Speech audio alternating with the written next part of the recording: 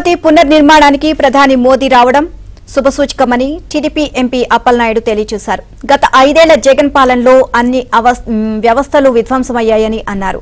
రాష్ట్ర ప్రయోజనాల కోసం ఏపీ సీఎం చంద్రబాబు కేంద్ర మంత్రులతో సమావేశం అవుతున్నారని చెప్పారు.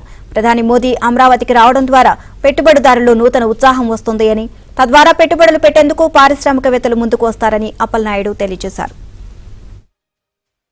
5 ఏళ్ళు మనం మాట్లాడుకుంటే రాజకీయాలు మాట్లాడుకుంటే అది రాజధాని ఎక్కడుందో లేకపోతే రాష్ట్రం ఎక్కడుందో ఏ పరిస్థితి ఉందో మనకు ప్రధానికి తెలుసు. అందుకు పునర్నిర్మాణం జరగాలి. ఎందుకంటే ఈరోజు మొత్తం కూడా ఒక ఏదైనా కార్యక్రమం జరిగినప్పుడు ఏ రకంగా శుద్ధి చేసి మనం శుద్ధి చేస్తామో ఇప్పుడు ఆంధ్రప్రదేశ్ని ఆ రకంగా చంద్రబాబు నాయుడు గారు మొత్తం A to Z మొత్తం అన్ని వ్యవస్థలు కూడా నాశనం అయ్యాయి.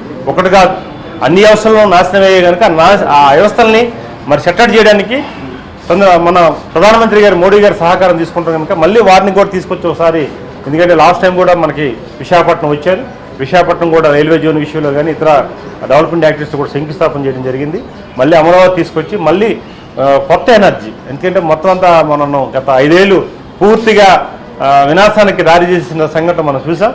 డెవలప్మెంట్ అనుకుంటే ఆగిపోయింది. మళ్ళీ ప్రధానమంత్రి గారు ఒక భారతదేశానికి దిక్సూచి అయిన ప్రధానమంత్రి గారు వస్తే మళ్ళీ పాజిటివ్ ఎనర్జీతోటి మళ్ళీ కార్యక్రమం చేయాలని తలంపుతో ముఖ్యమంత్రి గారు అలాగే ఎన్డీఏ కూటమి నాయకత్వం అందరూ కూడా ముందుకు వస్తున్నారని తెలియజేసుకుంటున్నాం.